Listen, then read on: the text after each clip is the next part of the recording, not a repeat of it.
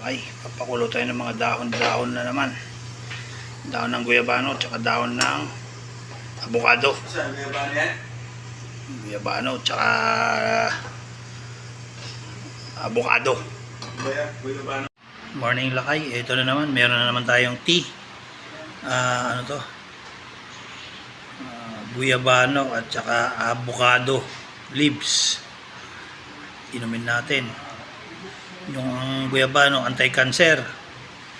Tsaka pambababa din ng sugar sa katawan kasama yung avocado.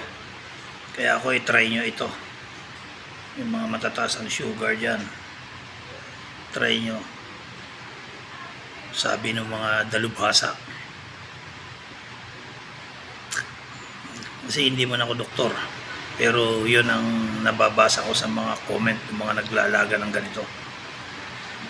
Mga nagsasabi. Pero yung doktor hindi niya sasabihin na uminom kayo ng ganito kasi mawawalan sila ng kita. Kaya pag kayo, pwede nyo i-try sa inyo, bahay nyo. Uminom kayo ng ganito, maglaga kayo. 10 dahon o kaya 7, tig-7, 10, depende sa inyo. Basta hanggang 10 lang pinakamataas. O ayan lang ay try nyo uminom ng ganito. Ingat-ingat. God bless.